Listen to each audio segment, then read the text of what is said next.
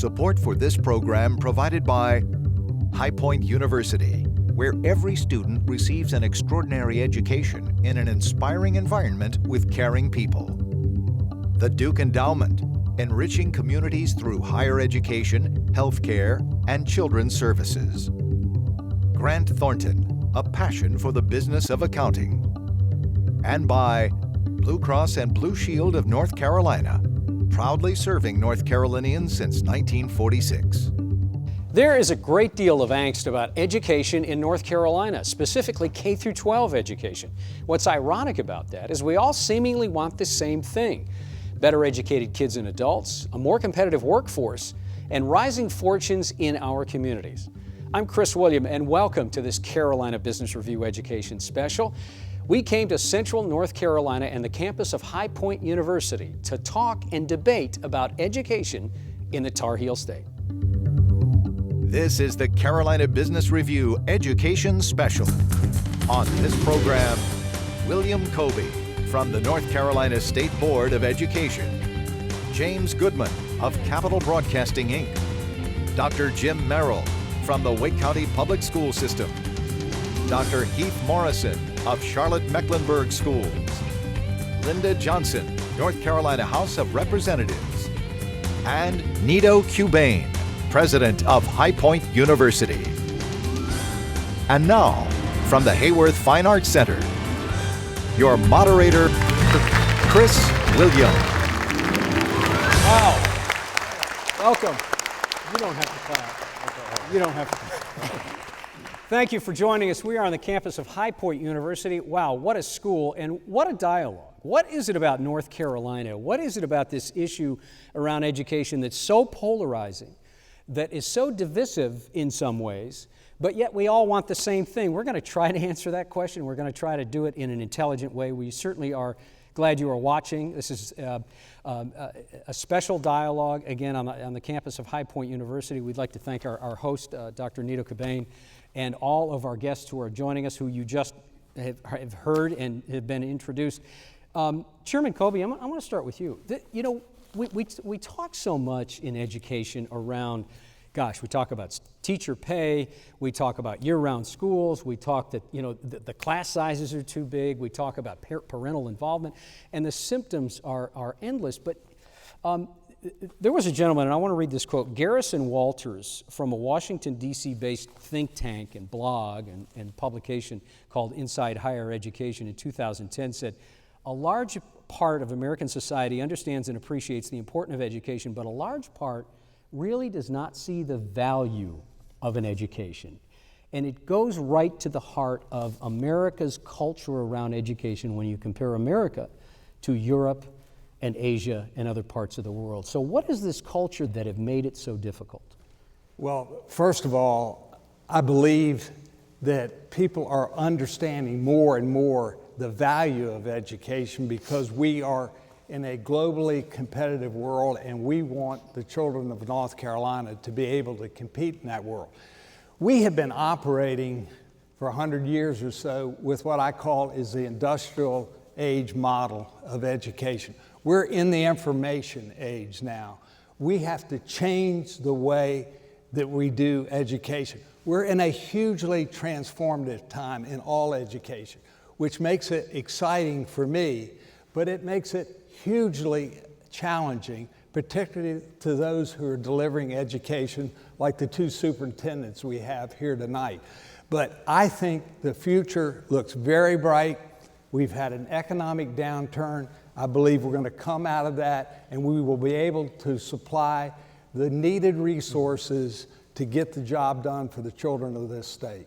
Dr. Merrill, we were talking before the program, and you were shaking your head vigorously when I mentioned this term about, the value set, and it's not even right the way, but the culture of North Carolina, the culture of America is different when it comes to education. What does that mean to you? Well, I do think it's very different. And so some of these global lists and the position we hold, I think are hollow. Because if you go back to the culture of the countries that we're being compared to, it's what you've opened with in your first question. When you've got countries who place the value of the education and the value of the teacher at a higher level in the society in terms of pay, credibility, esteem, respect, all of those things, then it's a false comparison. When we had to make up weather this year, Heath, why should I have to fight to get students back into school for instructional time? I doubt that some of these other nations resent needing to come in to make up instructional time. There's an indicator right there that's just out of balance for me. Heath, Dr. Morrison? Yeah, well, I think you got it right, Heath. So I think the thing about North Carolina that I just am so amazed by is a history of a rich tradition of public education and great university systems. I don't think sometimes people value the quality that they've had for a long time.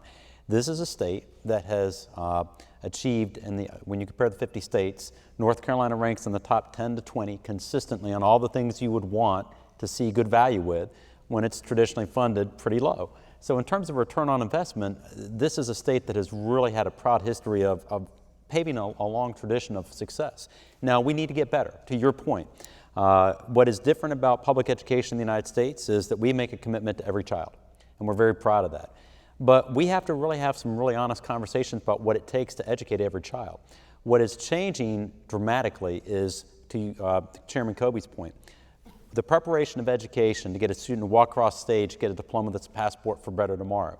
That tomorrow is very different. Students that graduate today from universities and even high schools don't go looking for jobs, they're gonna have to start creating jobs. Jobs that used to be available for low entry wage and low entry skills are gonna start being outsourced and replaced by technology. So we face an educational system where the amount of information in the world doubles every 15 minutes. Technology is changing every aspect of our lives, including education. We can't continue to educate the way we fondly remember. We have to educate in the way it's going to provide a better tomorrow for our students. So much different situation in the past, much different situation that we've challenged ourselves to educate every child, but that's the right way to go, and not all countries do that. We should be proud of the fact that that's a commitment, core commitment in this country and in this state. You know, Dr. Merrill brought something up, though, that I'd like to highlight to any of you. Representative Johnson, you shouldn't have to fight to get kids back in the classroom. They should maybe not look forward to it, but certainly not dig their heels in the sand and be dragged back in.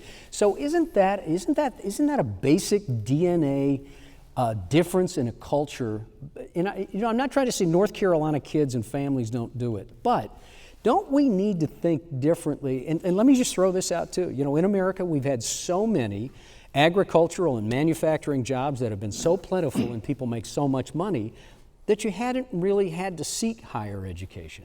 Well, now it's different.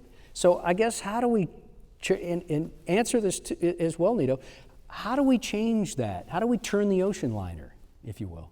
Well, if we knew that, North Carolina would be number one in everything. But in visiting other countries, and especially China, it's a societal thing. We in America have been so blessed that what we consider poor and what China considers poor is different, and so is the value of an education. In visiting China, I talked with this one child, and she left her family every week to come to school. And then I asked her what she did on the weekends. She lived at a school, and I said, and how's your weekends? You know, do you get to see your family? She said, oh yes, every evening, every Sunday evening for 2 hours. I said, and what do you do on the weekends? And she said, I take lessons they don't give in school. I've got to get ahead. I've got to help my family. And they realize the value of an education. In North Carolina, I don't believe we value education at the point it should be. And businesses see that, and we talk about having jobs for these students when they get out of high school, or jobs when they get out of a 2-year degree or a 4-year degree. We have to prepare for that, and we have to show them the connection between their future and that education. It's not that you go to school for 12 years, it's that you plan for the future for 12 years. And I think once that connection is made between the family, the student, and the school system, we'll be back to where the values need to be. That's, at Hyper University, we call exactly that holistic education. Preparing a student for the world as it's going to be, not for the world as it is, certainly not for the world as it was. because our students are no longer competing on a continental stage, but on a global platform. And so, Chris, first of all, I want to thank you for bringing such a distinguished panel to High Point University, where we are both at the receiving end of high school students who enroll in our university, and we are at the sending end of well-educated teachers, both on the undergraduate level and the master's degree and doctoral level, to go into our school systems across North Carolina and to help be coaches and mentors and heroes for generations to come. Let me tell you my 2 cents worth about all this, having been maybe the only one on this panel who has grown in a different part of the world, who has experienced a different kind of culture, to use your word. It isn't so much that people don't understand the value of education. In my view, it is that we perhaps have not done as adequate a job at interpreting the value. If you don't interpret the value, then everything is reduced to whatever, to price, to their personal conclusions, and so on. And the value of an education is not about information. The value of education is not even about knowledge. In my view, you can download more information by noon every day on your computer than you can learn in 4 years of college. So if all you have is information, people will use you and discard you. If all you have is knowledge, people will call upon you only when they need you. What we're really in the business in is the business of wisdom. God created you for a purpose, to be extraordinary. Now, how can we work together to create a holistic education, to provide for you an experiential learning environment, values-based living, so that when you graduate, whether it's high school or college, you have the kind of persona that the world says, I need you in my company, I need you in my school, we need you in our community. At the end of the day, it's really about planting seeds of greatness, surely in the minds of our students, but also in the hearts and souls. And that's really the culture that's perhaps different, and that's maybe where you were headed. Yeah, Jim, I'm sure it's rolling around in your head. Please, come out with it. So, by the way, I'm very happy to be here. I'm a broadcaster, and Chris is a legend in North and South Carolina broadcasting, so I'm glad to be here. Thank you. So Chris asked me to do this, and I said, look, everybody here knows everything about education, so why did Chris ask me to be a part of the panel? I think it's because he wanted to have a business person's perspective to what we're talking about. So let me tell you what I would do if I were in a meeting at my company and the subject was, what are we going to do about public education in North Carolina? And we had gone through what we'd just gone through. I would have thrown everybody out. And it is in business, what you have to, by the way, I agree with everything you said, but you didn't hit it, you swing it at the wrong pitch. What you have to do in business is, I love this phrase, fight for facts. And while I want to have a pleasant conversation and we agree we're working on the same thing and we all want to accomplish everything, and right. Jim is doing a great job, I want to agree on the basic facts before we start talking about what we're going to talk about, right? I mean, how can you do it? It's almost like we're in an unreal landscape in which nobody wants to talk about the facts. That's how we run businesses, with facts. The facts are that North Carolina is not providing the resources that it needs to provide to the public school system. It's not even close. And Yeah. Now, that's not, here's what you're going to say. Well, you're a liberal. No, what? I think that you're supposed to have a great workforce, and so you recruit and train and grow your workforce with an appropriate compensation level. The next thing you're going to say to me is, well, all you want to do is throw money at it. Throw money at it, we're almost last in the nation. How about we just have a goal of getting to the midpoint? Right, I'm not liberal, I don't want to throw money at it. And the other thing people will say is, you believe that everything can be solved with money. What? I want to get to the midpoint.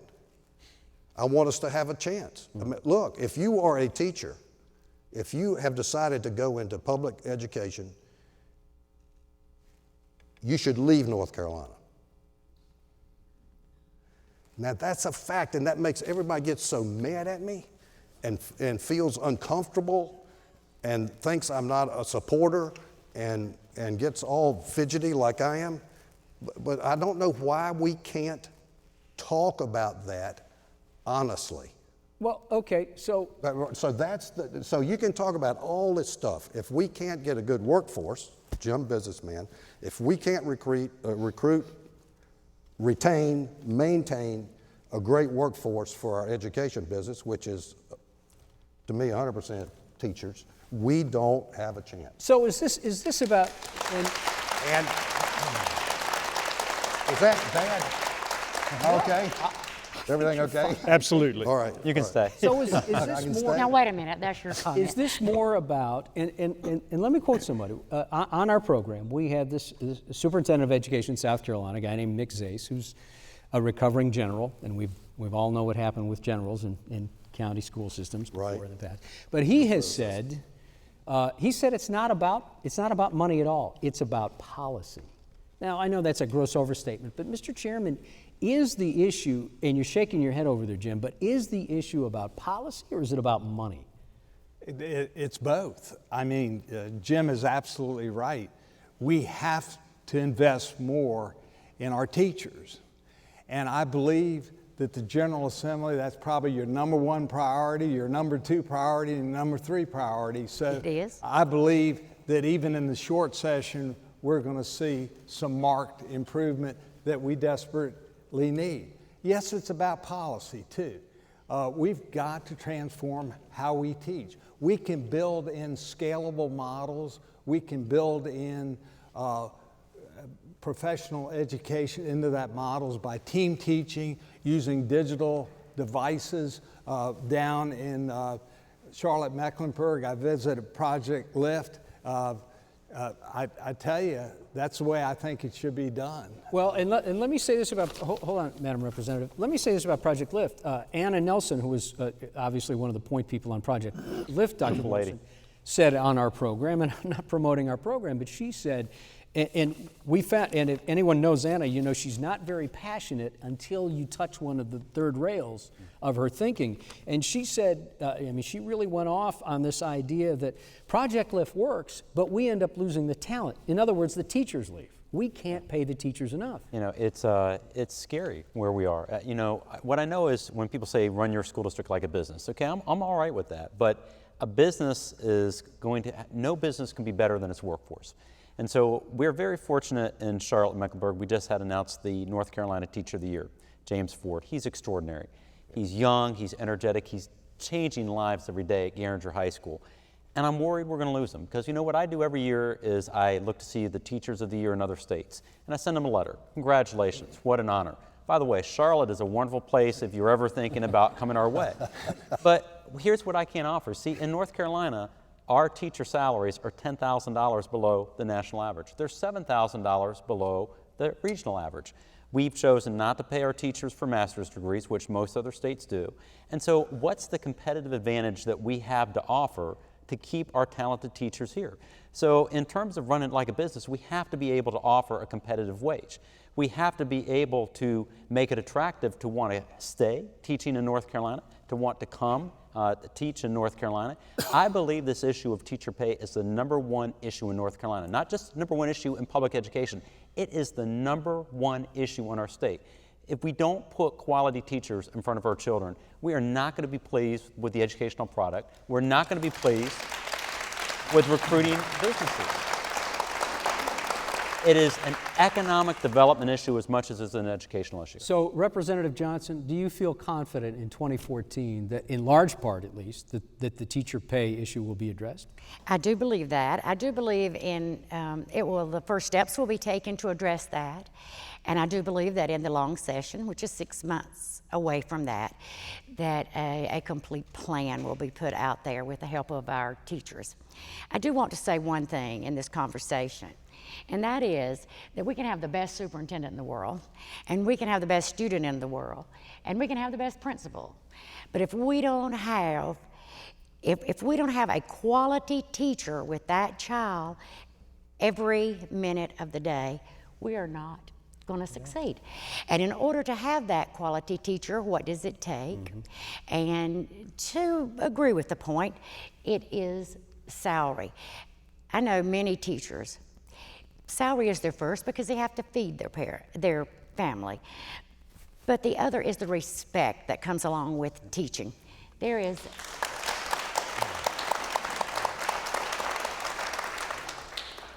we have to move forward. We have to address the ugly problems. We may not want to, but we're going to have to do it. Does respect What is equate- the ugly problem? The ugly problem is that change is coming. No one likes change. I don't like change, but it's here and it takes work. There isn't a silver bullet. We have to promote our workforce. We have to supply what that business person needs. We have to work with our commerce. We have to be sure that these people, these students who, now that your university student's about 26 years old, so we've got to, they have to have a job.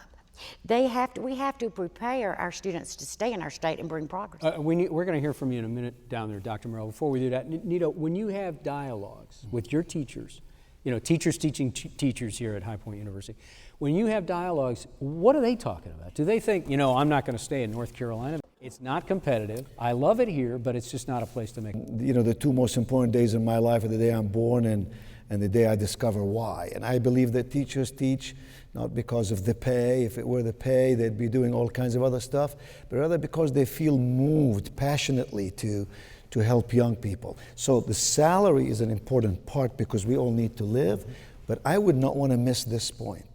It can't just be salary. It's resourcing the teacher in the classroom. But salary is important. It's important. giving them the facilities. But salary is important? Right, but Chris, in the city of High Point, we have a community foundation, and we have a fund called the Principal Fund.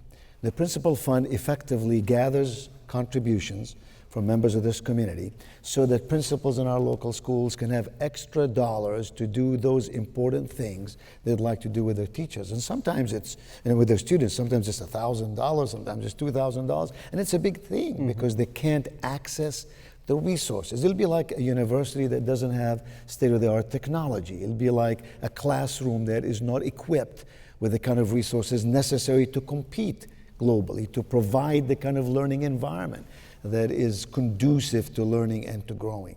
So of course we all want to be paid well. This is America after all. I still believe in the American dream through and through 1,000 times.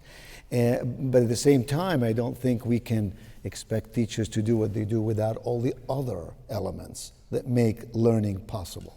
Dr. Merrill, how do you reflect on some of this dialogue? We do have a lot of local resources that are added into the schools. We've seen this for years. Different groups in our community step up, they're working, they're mentoring students after school. It's not enough. It helps, but it's not enough to really move the needle.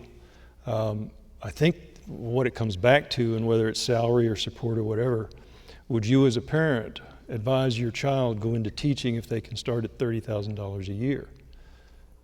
We don't have many adults advising people to teach these days. I shared a little data a week or two ago because the indicators were scaring me to death. Our teacher departure rate during the year jumped 41% from the prior year. Over 600 teachers have left in Wake County during this year already. And what's your head count among teachers in Wake County? Between 9,000 and 11,000 that are certified classroom and counselor and media. So it's a 6% bump. Just in compared to the prior year. The 41% compared to the prior year, we were down around 400 who had left, is what I'm saying. Okay. I also looked at substitute rates in September 1st. From September of 12 versus September 13, we jumped from about 220 subs to about 285. Substitutes, September 1st, starting a school year, that's over 6,000 kids in Wake County that started the year with a substitute teacher. Now, supposedly we're able to attract and retain teachers, but that's my data in Wake County. We are at crisis stage. And it's everything we've been talking about, but we've really got to address this supply.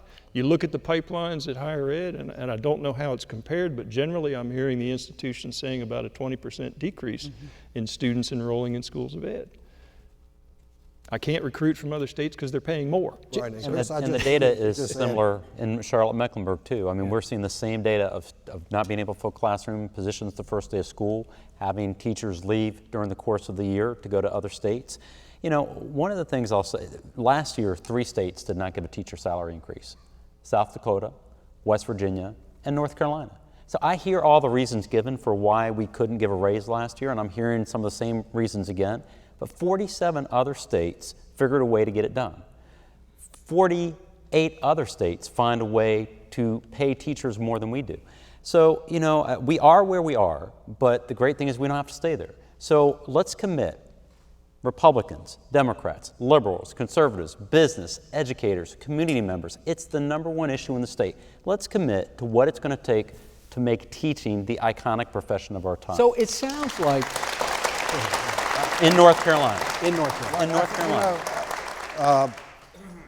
I don't think anybody's saying that we got to rush up to the top, and we got to do. We have to be, and I agree that pay is not it. I mean, the pay can be very good if the environment's not appropriate and things are not. That's it. But we are so far down, we are out of the game. Yes. Now, I believe that you can outperform for example, if you could get us to the midpoint of teacher salaries, then I believe you guys can perform us up into the top quartile. I mean, I don't think our pay has to be in the top quartile. I mean, we can perform, but you can't get us to the second quartile if we're in the 4th quartile of pay. You can't do it.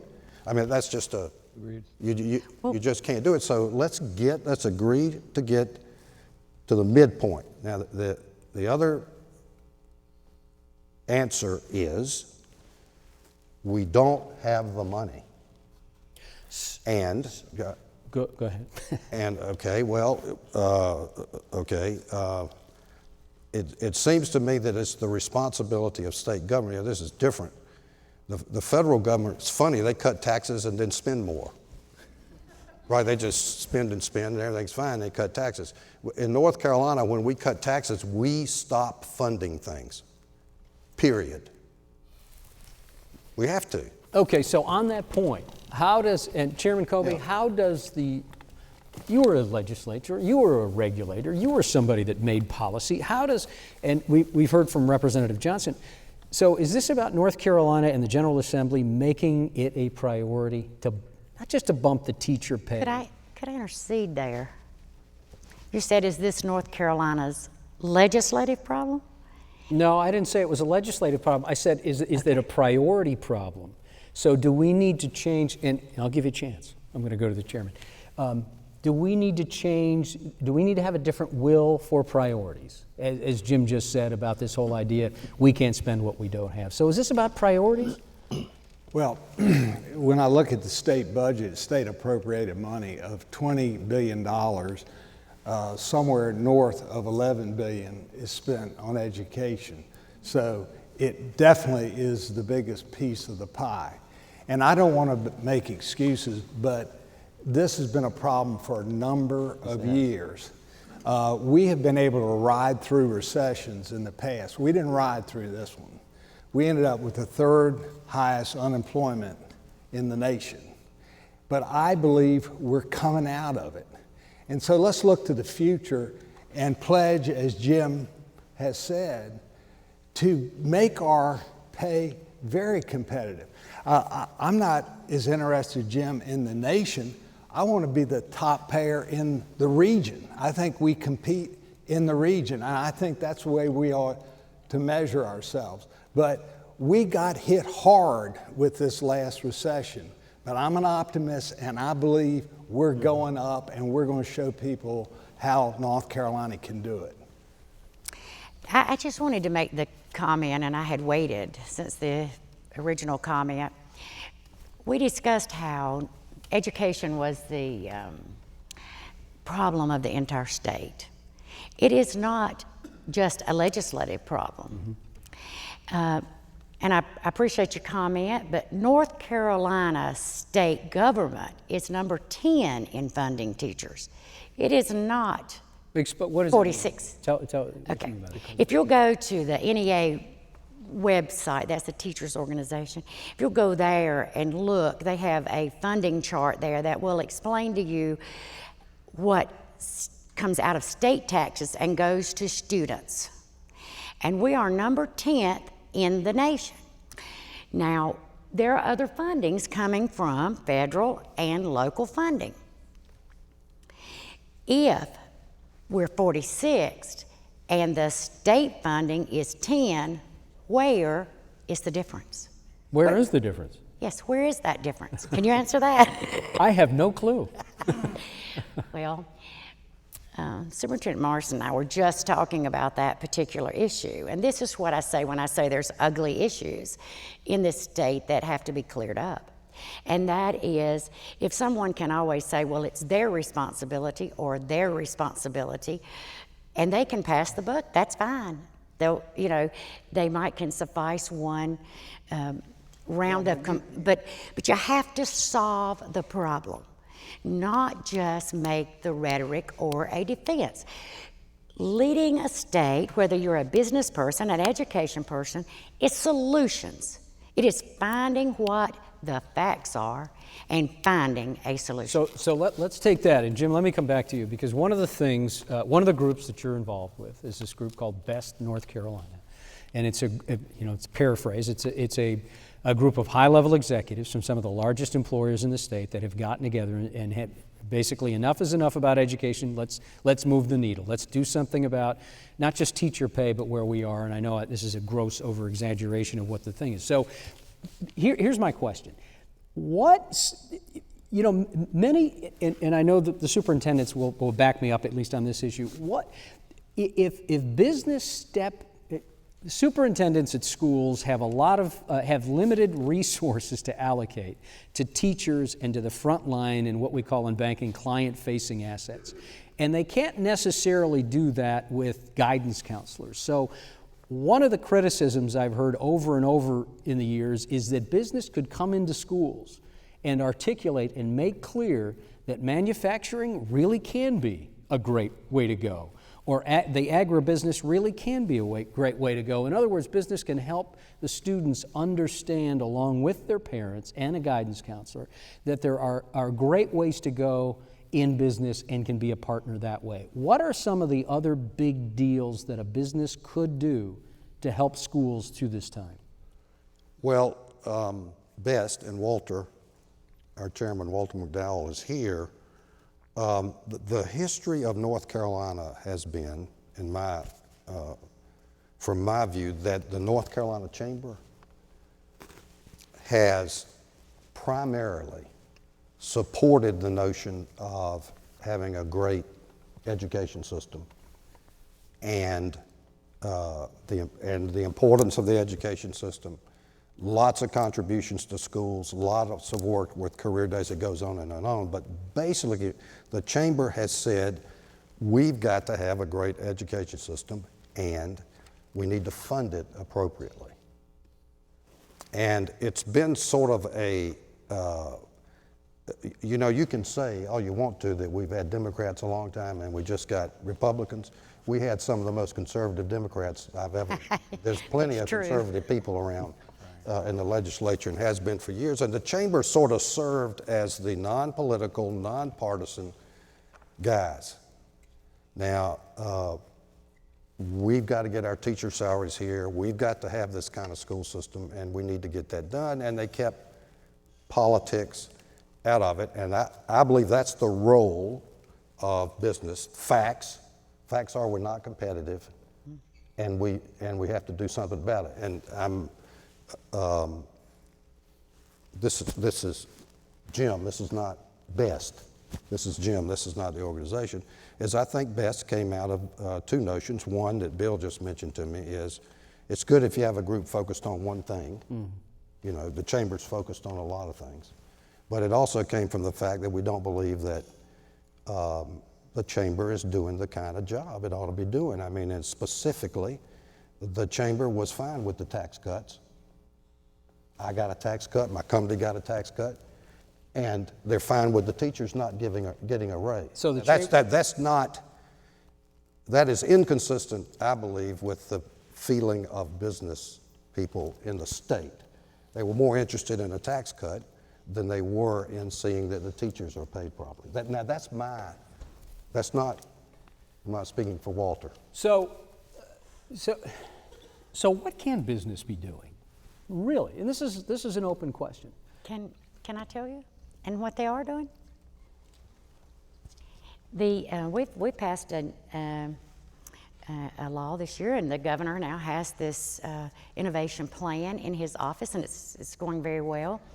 It's another type of change, but it is a 50-50 split in heading ahead in innovation, whether that be technology or whether that be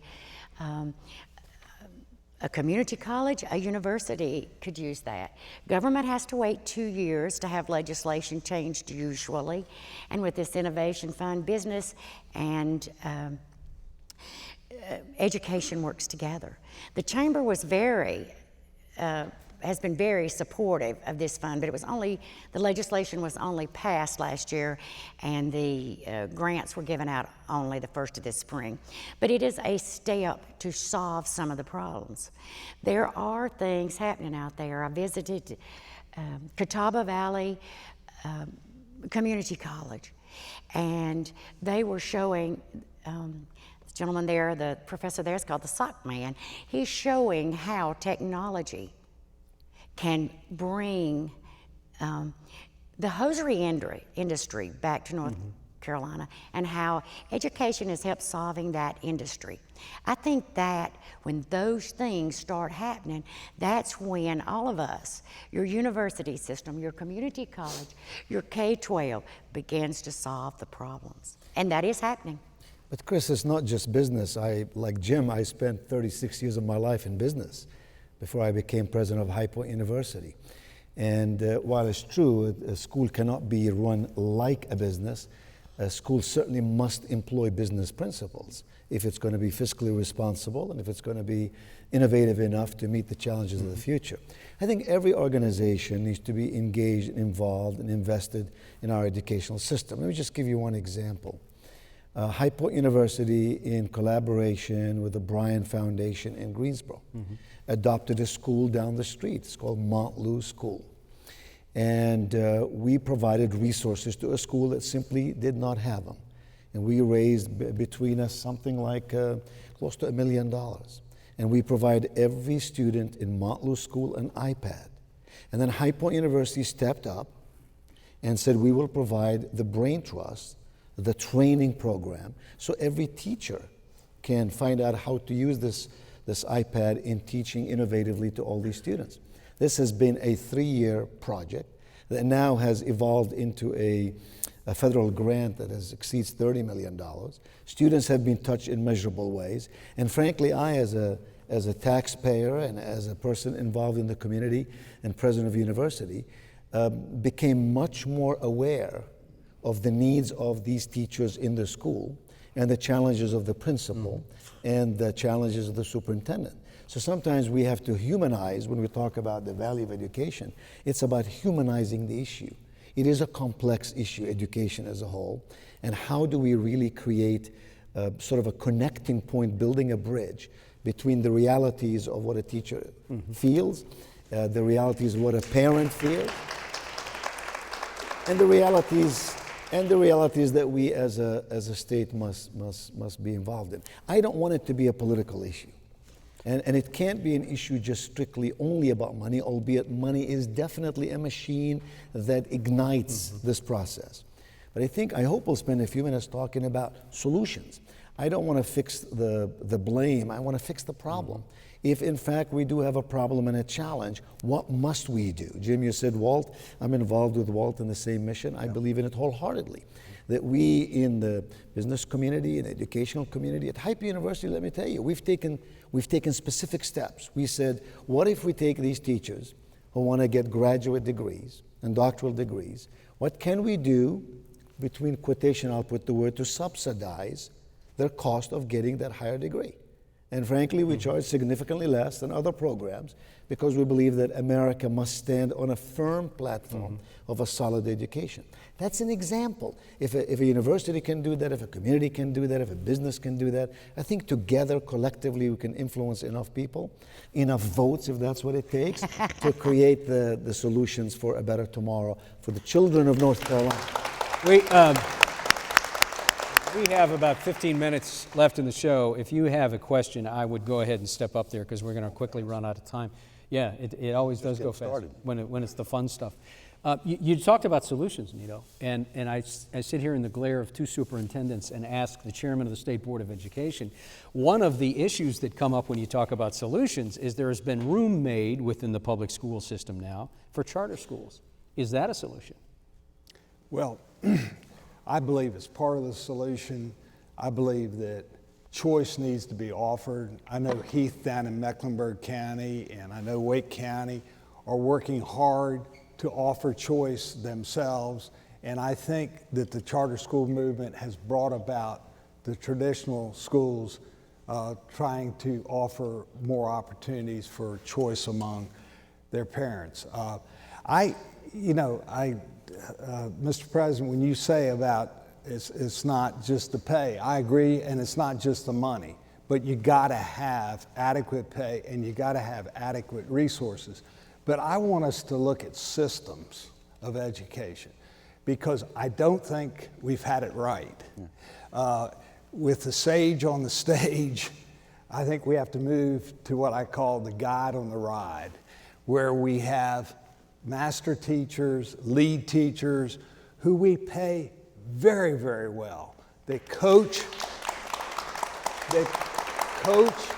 and teach teachers every day. And I saw it down at Project Lift that you're working about. And so we have to be about learning, not just about awarding degrees. And we need to track these young people into to areas of study that are going to produce careers and opportunities to change careers.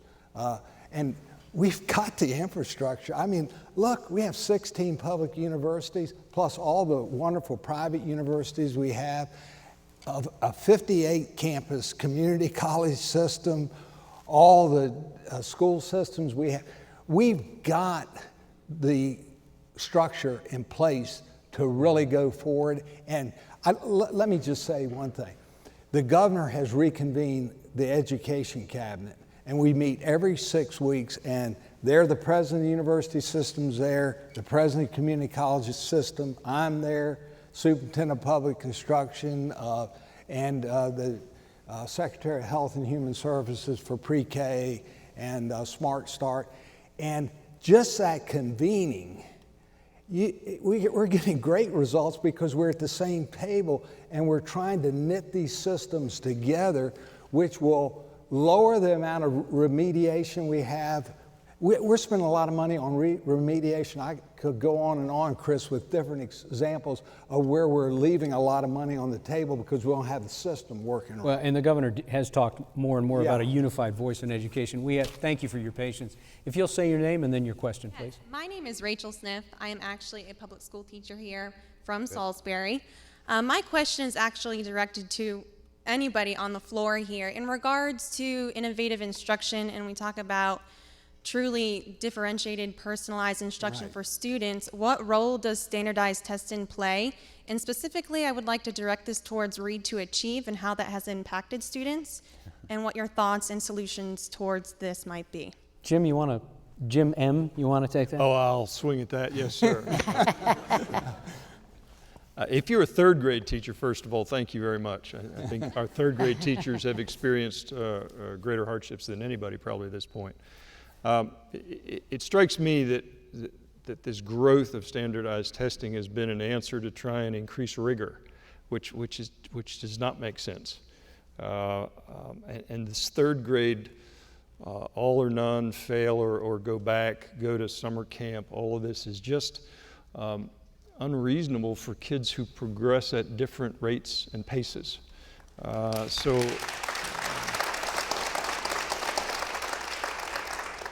The intent is accurate. The means are flawed. And Heath and I end up with that a lot. We get a quick piece, and then we've got to determine the implementation. I'm scared to death for the grading system for schools, A through F, that's coming up in the next few months. Mm-hmm. A single measure on the quality of our schools. Again, the implementation, the methodology. But I think we are over-testing clearly in the nation. I think there are different kinds of assessments that should be measuring those kinds of skills that the president talks about and where we're trying to prepare our kids for the workforce and continuing education that are much more complicated to measure. They can't be reduced to multiple choice, and it takes time, and it takes additional funding and creative testing. The SAT is trying to move to that methodology.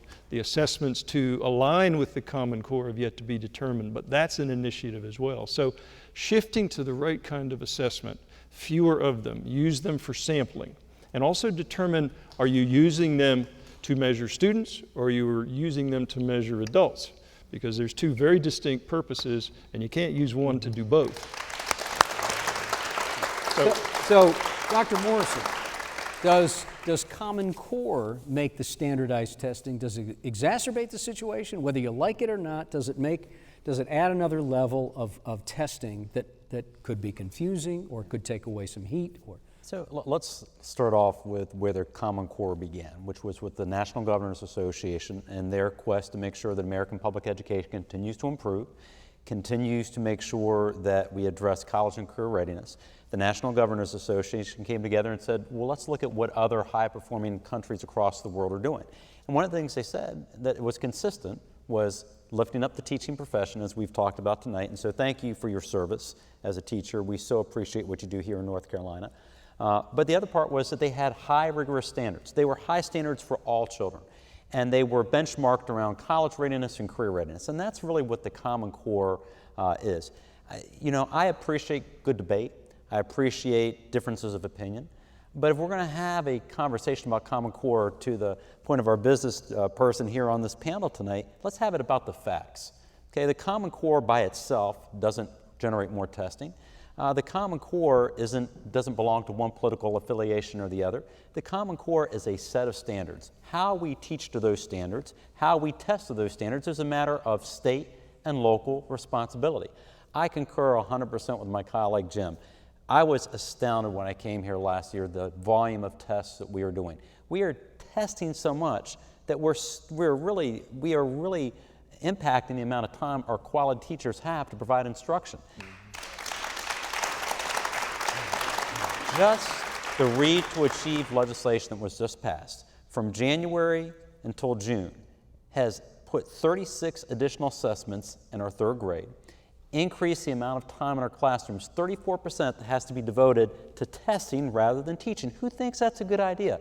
I want to be accountable. Jim wants to be accountable. We are both comfortable with an appropriate amount of testing, but let's make sure it's the right tests. Let's make sure that we are always giving tests with the idea of what does a student need to learn and be able to do. And then let's use the tests not only to hold us accountable, but to build capacity, provide supports for our students. And final word, I'm glad Jim put it out there, something that unites everybody on this panel here tonight. We have got to have another conversation about what's currently in legislation around the grading of schools. You want to talk about an economic killer to this state? Let's continue with the way that we're now thinking about grading our schools in North Carolina. The A through F grading system that was passed is going to have a number of our schools in the state be DF schools. Now, if our schools were DF schools, fine, let's own it and prove them. But if we got this out of Florida, if you put Florida schools in the same North Carolina metric, okay, we are outperforming Florida. We're going to take A schools in Florida, that will be F schools in North Carolina. We'll have F schools in North Carolina, that will be A schools in Florida. And it's going to scare businesses away from North Carolina. It's going to make businesses not want to stay.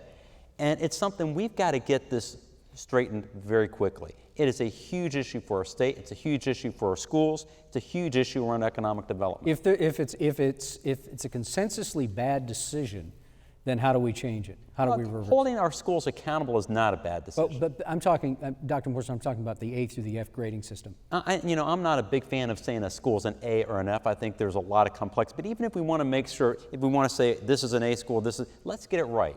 Let's figure out, have a number of ways to assess the school. Let's look at a number of different factors. Let's look at overall proficiency and growth. There are other models across the country that have really gotten a quality program, and we can do that here, but let's do a North Carolina solution. I don't want to hear, let's just replicate what another state did. Let's make North Carolina number one. Let's come up with North Carolina solutions for North Carolina challenges, and let's make North Carolina public education best in the country. We don't need to steal everybody else's ideas. We can find the talent and ideas right here. Okay, thank you. We've got less than 5 minutes, believe it or not. You're going to have a final question. Your name, sir, please, and then your question. I'm Robert Dockery, and this question is for anyone. But I've talked with a lot of friends who are students, and they fear that the way the national economy is going right now, with the big gap between wealthy and poor, and how there's a lot of importance put on inherited wealth and just singular corporations taking over, a lot of people feel that hard work and education is just going to be fuzzed out as there's such singular entities out there and so few employment opportunities. Do you think that there should be more focus put on schools by the state and federal government, or more focus should be put on actual businesses and creating job opportunities? Do you have? Yes, I do. As a person who came to America as a 17-year-old to attend college, and as an American who believed right down on my core that the American dream is alive and well for those who want to work hard and smart and make something happen. The American dream is not measured by money or power. The American dream is measured by achievement and hope and potential and individual initiative. So I think your question is a very relevant question. There's a lot of talk about that in the media. For me, it is, of course, our government has to place tremendous attention on education, and it must support it with all of its might if we are going to be competitive globally, and if we are going to build a better future, and if we're going to arm our young people with the kind of educational resource that is absolutely necessary to be both successful and significant. The two important words in the English language for me are influence and impact. It's hard to be an influencing person, leaving a great impact, unless you're a person who's educated in a way that can make a difference. But to suggest that there is a difference between the two, for me, just might defy the notion of what America is all about. Pilgrims coming to this country, planting seeds in the ground, giving God the glory when they harvested their first harvest.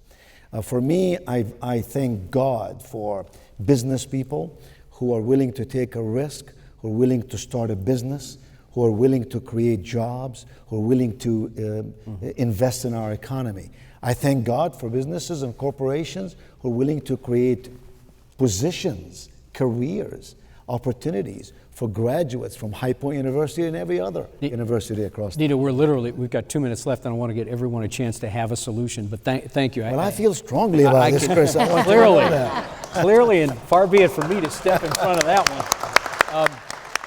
We literally have less than 2 minutes left. Let's just go down the line. Dr. Merrill, we'll start with you. What do you talked about what President Qubein said. What are you most encouraged about when in this debate around education?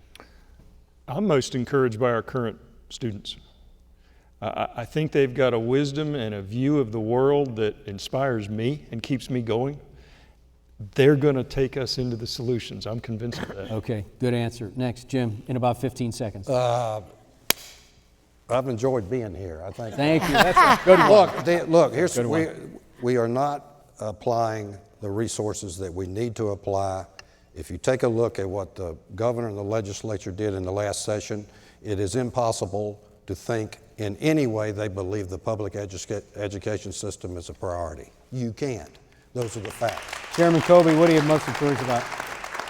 Well, we live in a can-do nation. We're a nation of optimists, and the one thing we have over the whole world is we foster creativity through education and through our businesses. That's why I'm so positive about the future. That's well said. President Qubein, 10 seconds. What are you most encouraged about? Ditto. Well said again. Madam Well, Representative. mine's going to be a ditto too. I think it's the children, the hope of tomorrow that's in our students that really inspires me to go. Just keep going. I know we'll be a success. Dr. Morrison, last word. I'm so encouraged by our teachers. Our teachers are servant leaders. They have been doing more with less. Again, we rank pretty low in funding, but we rank pretty high in achievement. That's on the backs of our teachers. Exactly. Let's lift them up. Let's reward them. When I said thank you for your service to our teacher, let's give our teachers the same respect for service that we give to our military. They're protecting our future. Our teachers are protecting our future. Thank you for your service. Let's rally around that. That's well said. Gentlemen, lady, thank you. Truly, thank you. Thank you for your service. Thank you for being out here. Nido, thank you for hosting us on your campus. Thank you to Roger Clodfelter and your staff have been excellent. Thanks to our audience. Thanks to our crew, an incredible crew that always pull these things off. I don't know how they do it. Thank you for watching our program. Until next time, the conversation will continue. Good night, everyone. Goodbye. Funding for this program provided by High Point University, the Duke Endowment, Blue Cross Blue Shield of North Carolina, Grant Thornton, and by viewers like you. Thank you. For more information, visit carolinabusinessreview.org.